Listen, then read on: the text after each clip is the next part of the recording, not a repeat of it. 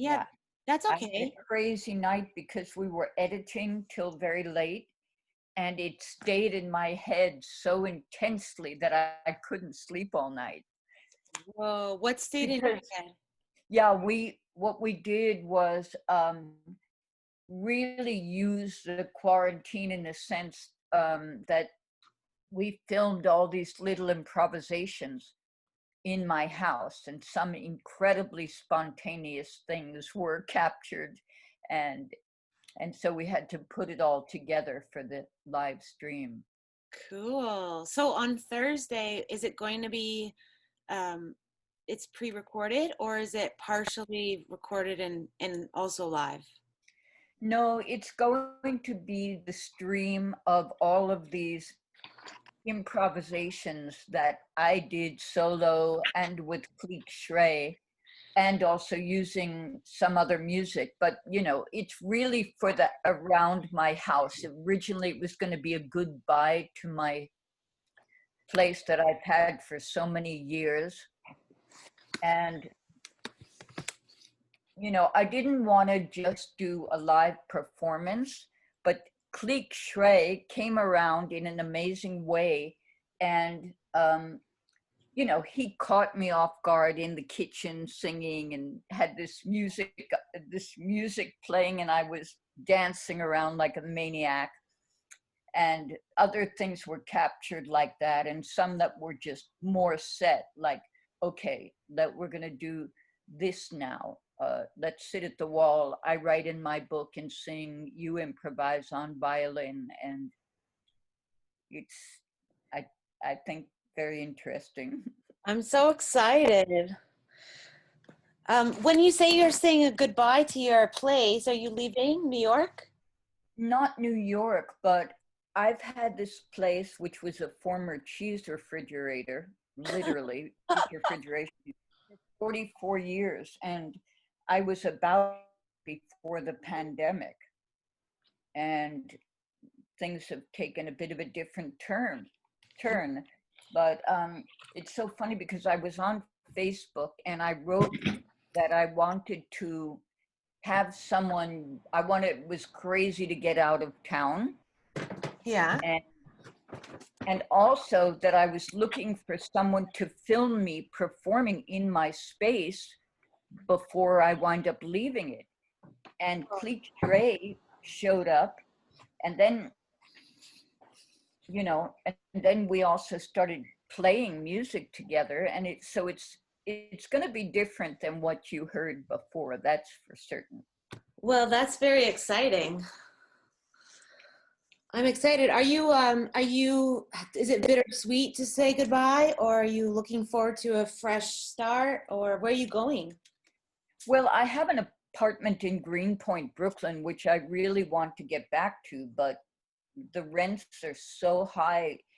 If I can't move back there, because then I can't sublet this place, and I don't even want to go into how much it all costs. So I'm subletting that place, and I'm here now, and it really is lovely to be here now, and have it's kind of empty, so there's a lot of space to move around, and it's Yeah, how does it sound when you sing in there?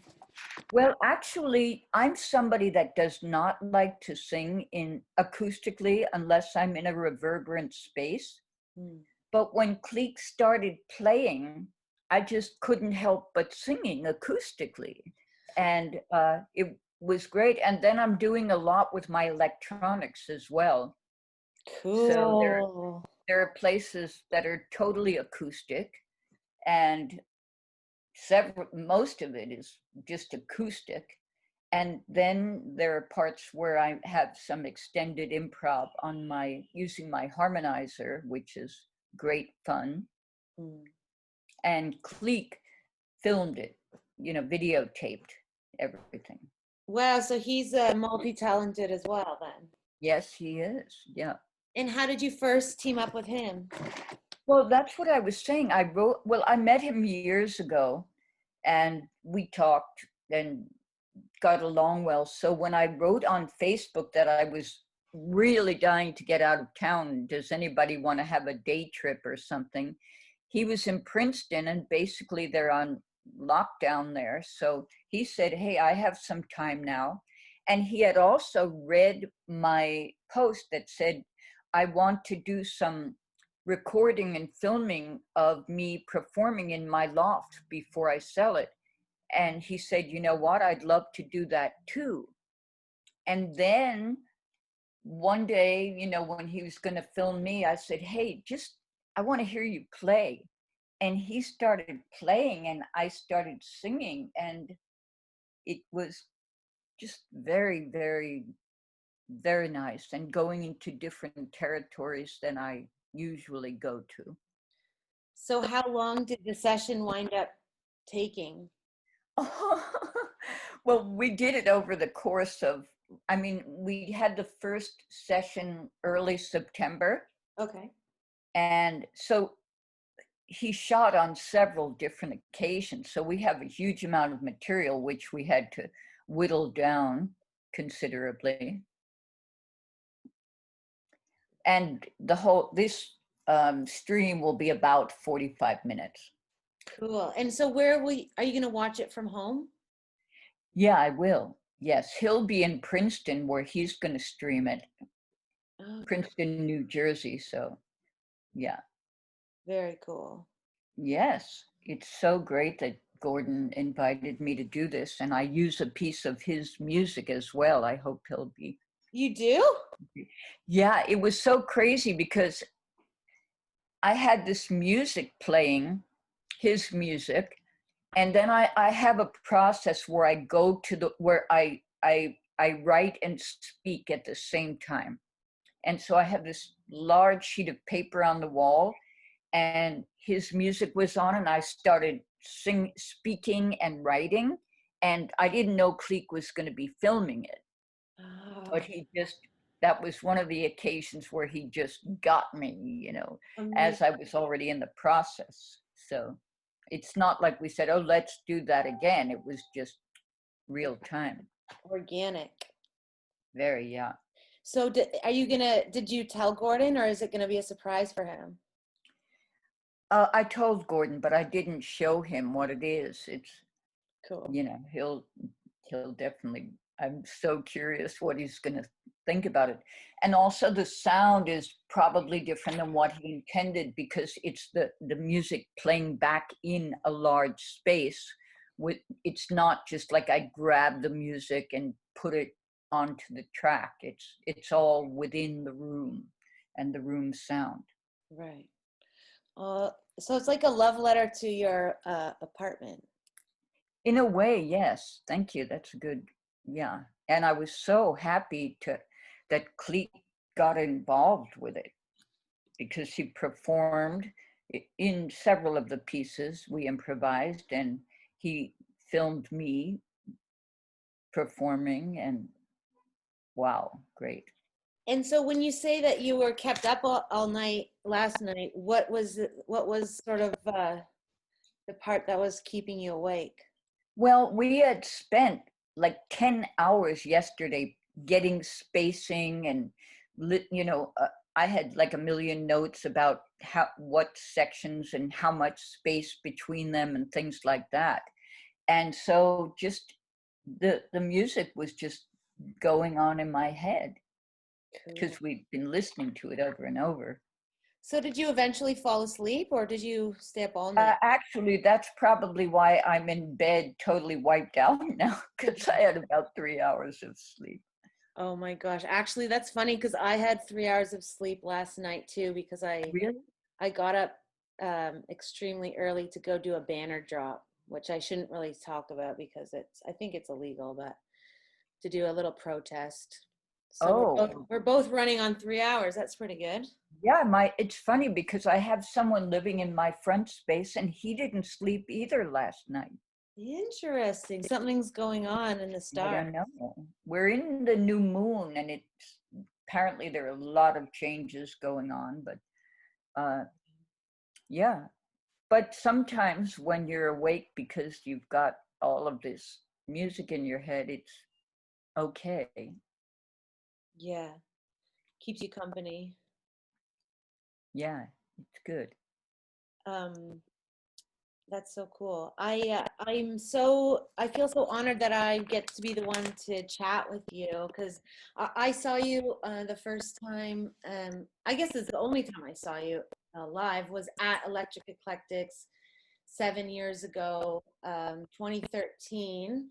It was my first time going, and I've never seen or heard anything remotely like you, and it just blew the lid off of my noggin, and you changed me, I think. And I started a band shortly thereafter, and it was like very much inspired by like your wild and freeness, and I just want to say thank you for. Oh, I feel honored that you feel that way.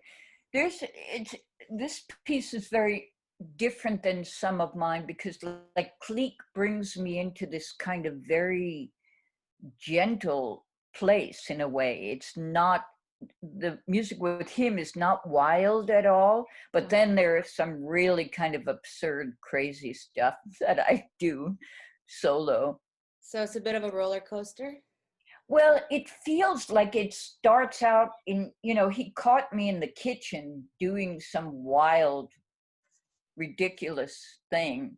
And so the beginning starts out kind of absurd, and then it just slowly kind of gets into this more kind of gentle. His playing is very beautiful. So you really feed off of your collaborator. Well, it's totally improvised. In fact, all the sections we didn't, while they're just some of them we say, well, let's only use 2 minutes of it because I want to have a longer section somewhere else. None of it was cut second to second, none of it was broken into. We just took pieces of things. And there are some things that I did that are whole little sections. Cool. And so it's kind of different because I'm also, this process that I've been having of writing and speaking at the same time. Mm-hmm. You'll see something very different from me than you experienced up in Canada, because there's a lot of speaking in it. Is that a newer type of expression for you, to be speaking and writing at the same time? Well, I've been doing it for a while, but I really didn't do it in a very kind of full-fledged way until I was commissioned by Issue Project Room to do a piece in quarantine. And then I said, this is my process now. And I didn't have to be seen, which is good because I'm vain and it's really hard getting old in some ways. But it was an audio piece, and I experimented. I just put my process out there, the writing and speaking, or also improvising with my harmonizer and just turning the dial and not knowing what's going to come up and coming up with language. That project was called Generating Text. Generating Text. I'm writing that down. And how do if I Google it, I'll be able to find it? Yeah, you would go to Issue Project Room and then look me up, but it's totally audio. And well, no, I have also photos that I've, interspersed the piece with. And it was so wonderful to have the opportunity. And now I feel with Gordon, he, at first he just wanted a live performance, totally live on the day of, but he was open to my presenting these improvisations for my house, in a sense. That's so sweet.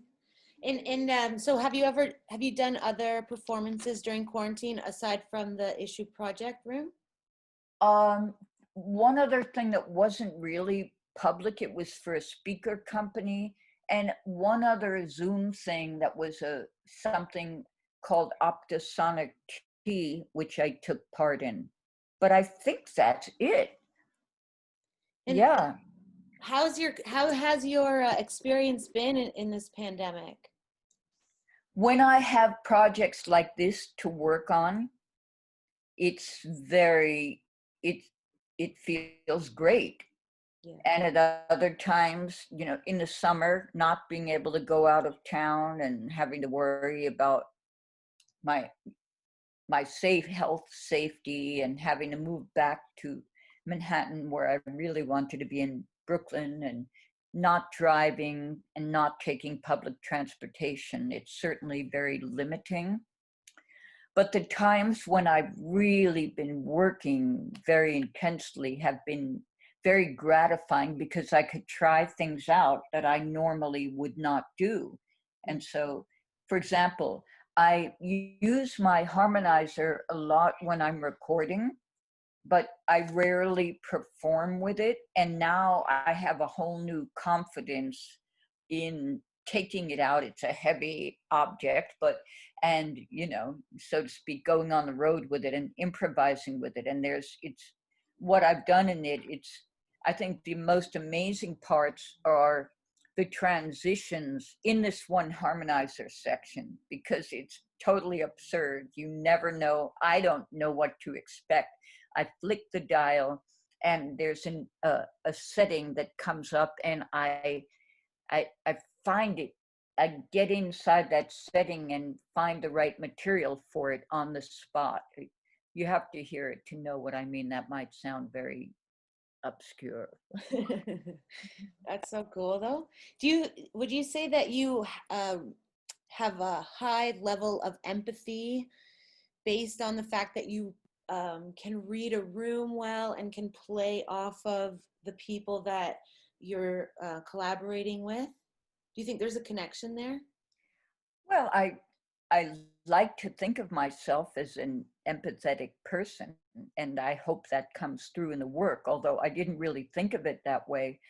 But certainly one of the things that I like about working with other people is to really feel the conversation, which is different depending upon who you perform with, and then feeling the space and the room. So clearly in this space, I'm feeling the space, or able to get inside the music and feel the atmosphere, which I guess I like the word empathy and using it in that way. And certainly when I'm in a space actually performing live, I always, almost, unless it's a very set piece, and even still, I very much feel the audience and the energy in the room, and sometimes zone into somebody's you know, what they're wearing, or just how they're moving or how they're looking, and that becomes part of it. So clearly that's different in quarantine here. Right. And if you were given the choice, you prefer to collaborate over performing alone, or not necessarily? Well, I love, you know, the pieces that I've performed, that I've written, you know, and perform. It's a very intense and strong experience. Hmm.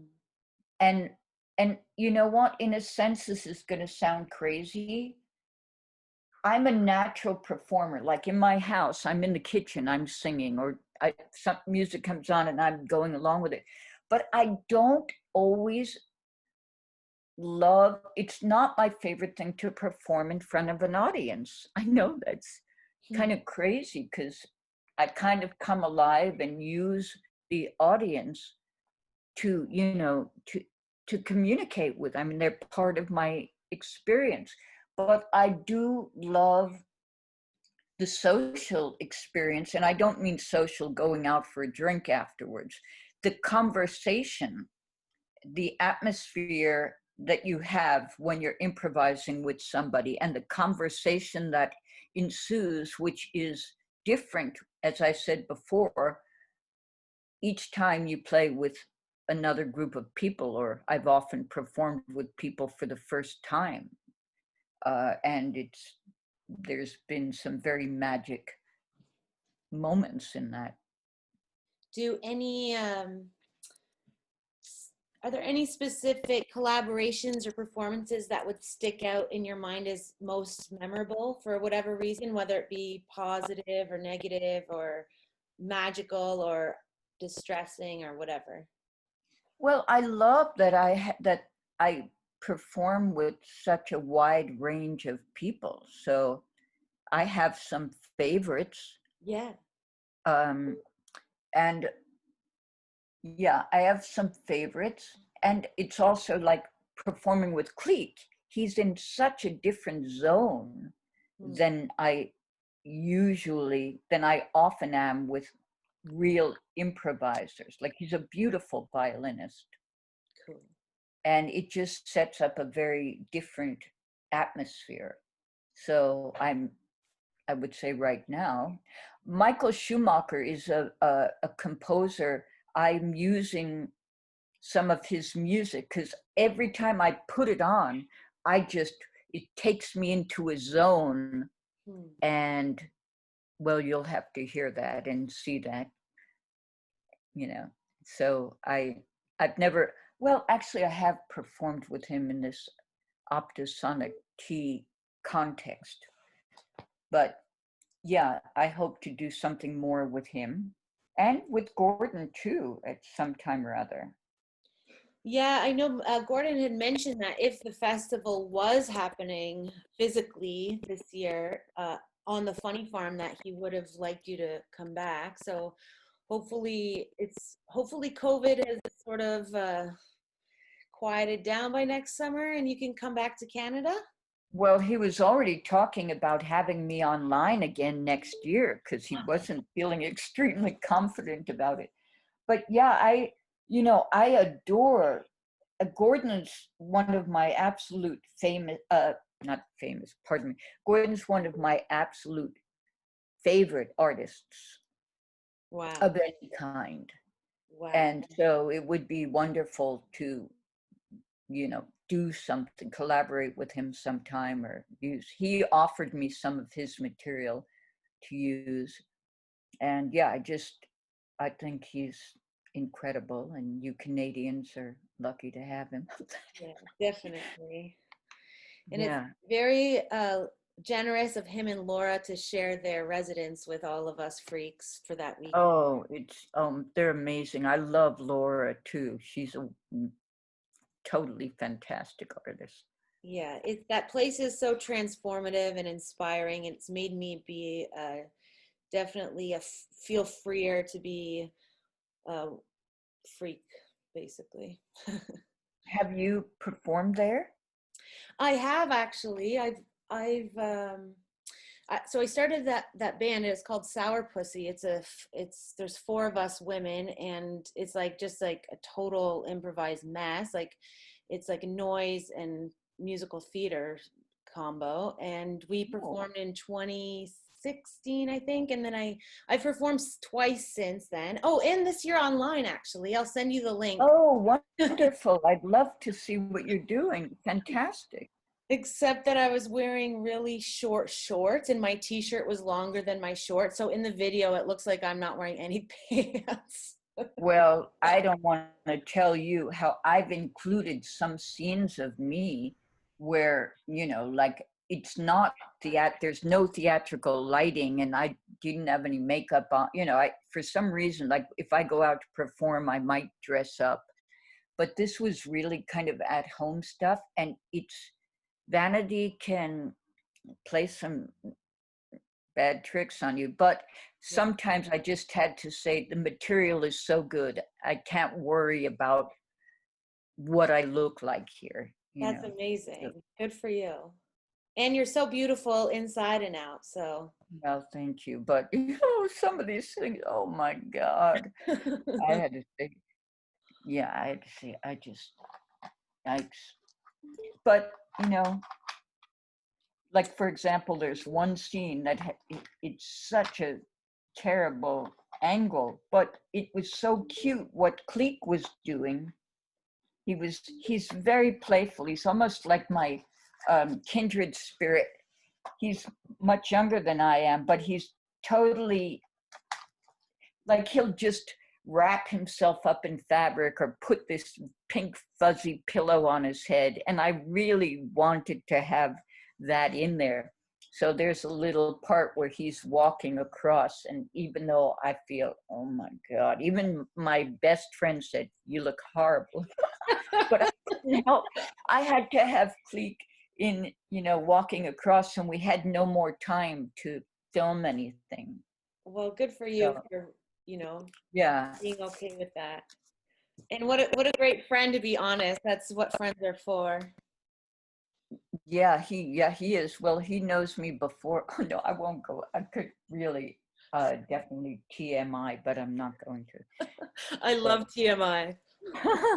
well, it's also before lock. Never mind. I'm not going to go into it. But Okay. it's hard. It's just, yeah. Aging is, it's so interesting as a performer, and then how do you, show yourself and be your most authentic self and accept that, but still sometimes you give way to vanity.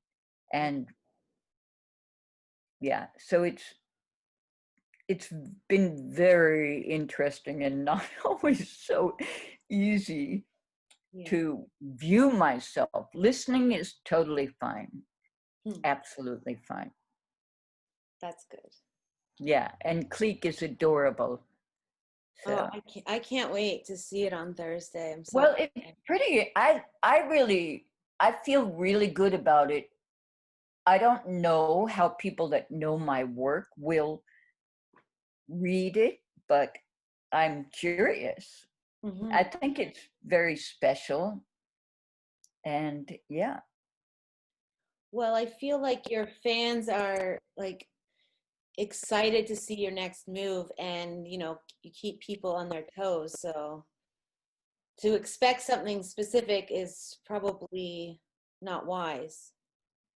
Right, but generally people know me as this kind of turn on a dime, performer. And there's a little bit of that, but it's, yeah, I really took the opportunity to do something that's very much part of my at-home practice.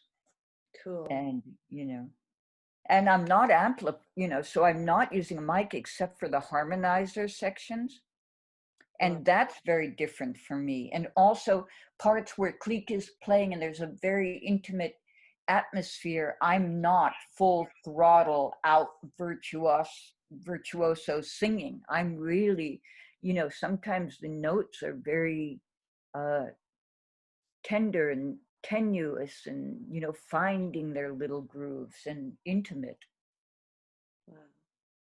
So Cleek brings out the soft side of you. Well, I feel like I always have, like, even in the piece you saw, it goes into very soft territory, but then it comes out of it, Mhm. And the pieces that I did issue in the lockdown piece, I was working a lot with the music of Morton Feldman, and it's very slow moving. And so that whole period, I really got into doing very quiet, very slow writing and speaking, and I'm very comfortable there, even if I seem very outgoing and energetic. I am, but this soft, slow place is so necessary for me, and so genuine. I was going to ask actually about how some people might perceive you based on their experience of your performance. Like, for example, like when I saw you, the way that you performed and the way that you, the like sheer energy that you brought, it just sort of alluded to the fact that you probably were extroverted. And so when I went up to you, and mind you, I was on like psychedelics, but I like ran up to you and probably scared the shit out of you. It was like, Oh, oh that's my God, sweet. you're so amazing. And then you're a bit like maybe a bit taken aback, or like, it just made me realize that, oh, maybe you're not like that in real life, and that you tapping into this like otherworldly energy. Or like, what do you do to get into the zone before you perform?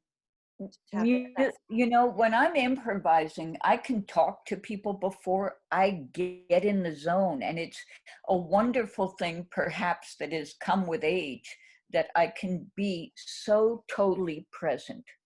When I'm performing, I am totally present.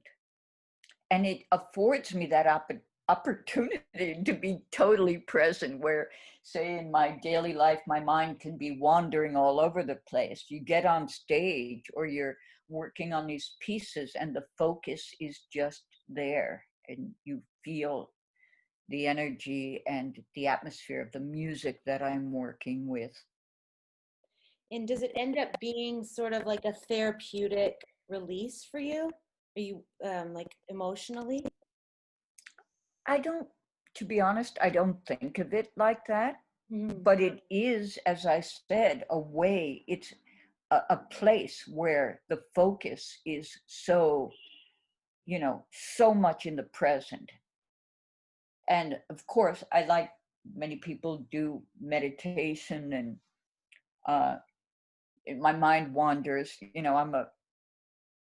My mind definitely wanders a lot, but not but I don't know, I can't say that it doesn't when I'm performing. It really depends. In these things with Cleek, where I'm sitting and just writing, or writing on the wall, or in the kitchen improvising, that presence and able to be very, very present is still there. I'm also the kind of person that very much values conversation, and I love to listen and to have a dialogue with people, a deep one. I'm more of a one-on-one person than I am somebody, like I'm very friendly when I go out and all the musicians and the artists and everyone is there, but I'm really best I most enjoy a one-on-one situation. And does that go for performing as well? Like when you're collaborating, you prefer one-on-one over a group? Yes. Sometimes trios are, yeah. But yeah, getting that kind of deeper ability to really go inside someone, but a trio can also afford that. Awesome. And so do you have any projects that are upcoming that you want to share with anybody? Well, I should be working on a book. That I had a residency that was one of the greatest experiences of my life it was 2018 and half of 19.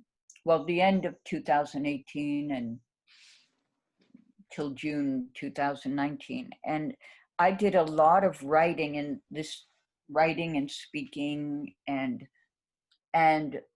yeah, I intend to put a book out. The place where I had the residency really wanted me to put a book out on their label, but there's another place where I am hopefully, I think might be a better place for the work.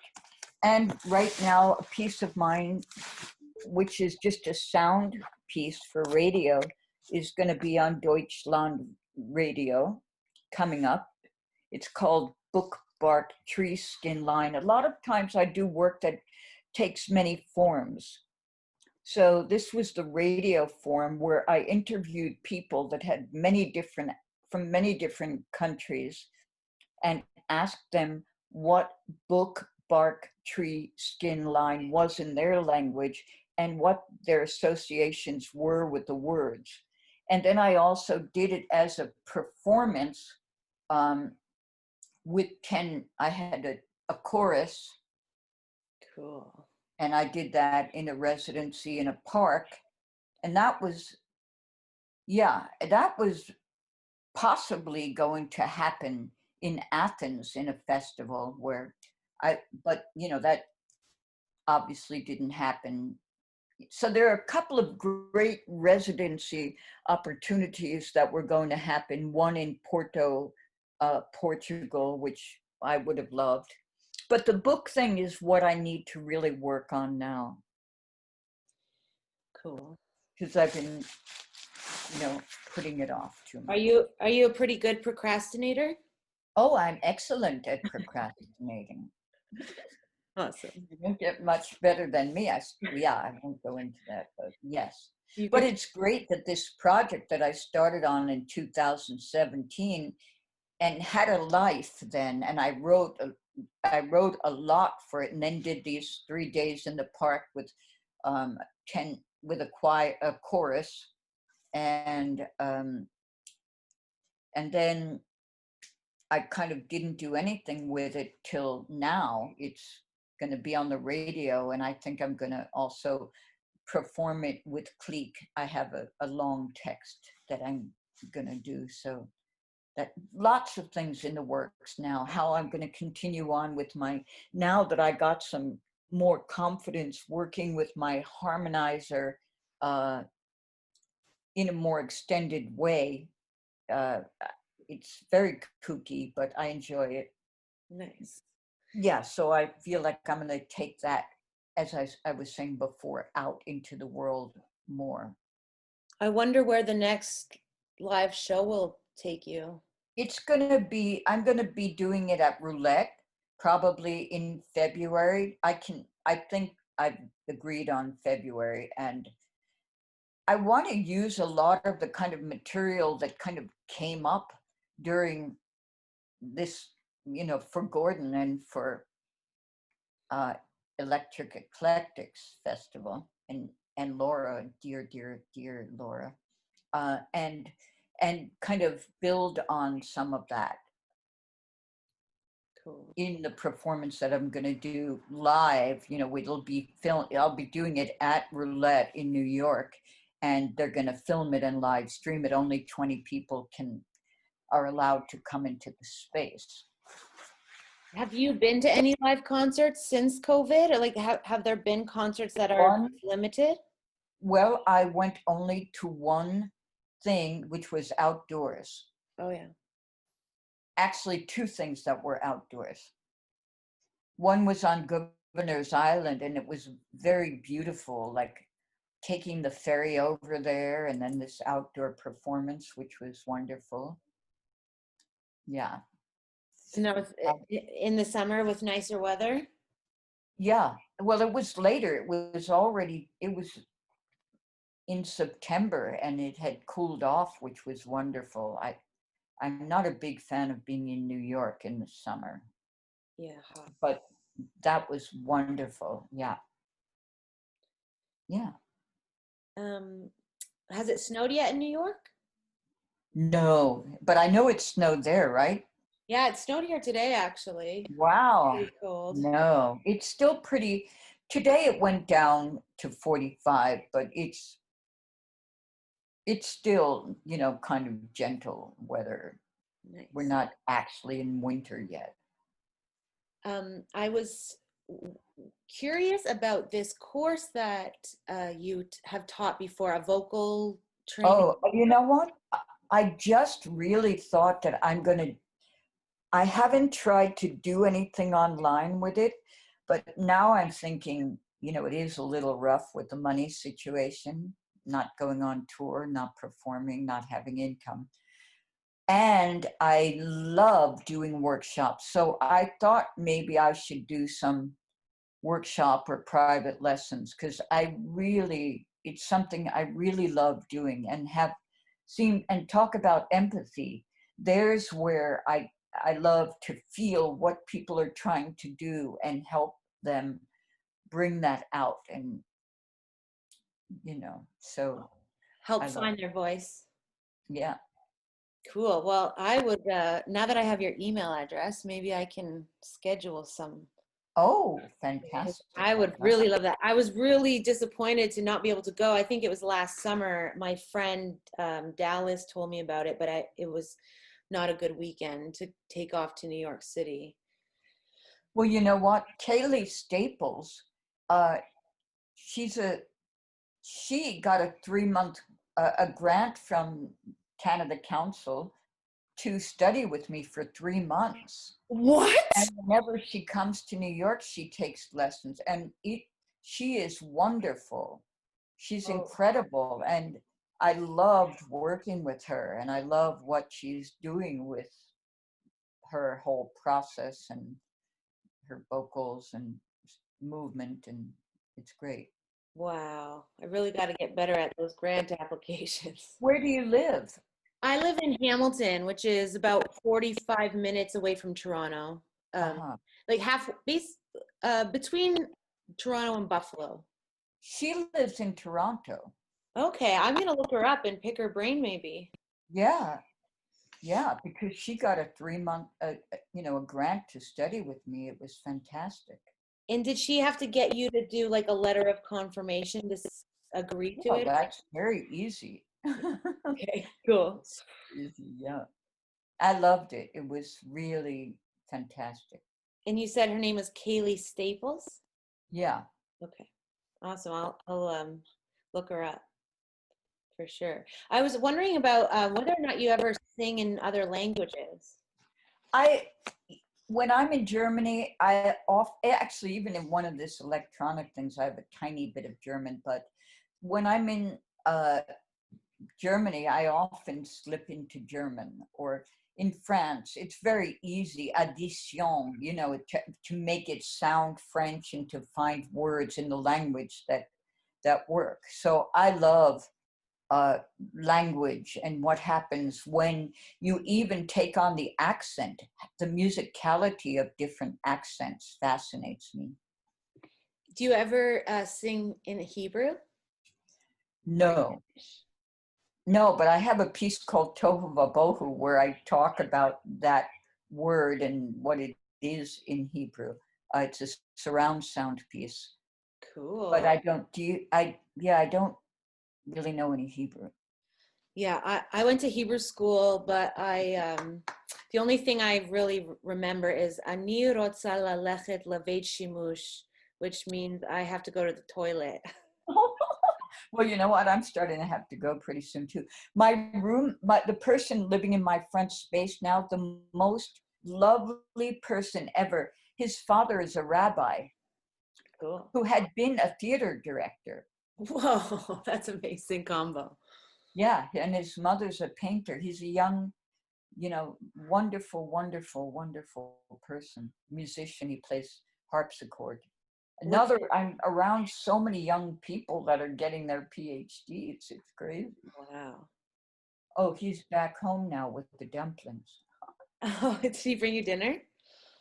No, I'm gonna cook, but he went to Chinatown to do laundry and he brought back some dumplings. Oh, that's nice. Okay, well, before you go, I have one last question, and it's from Dallas, because I said, Dallas, if you could ask Shelley Hirsch anything, what would it be? And he said,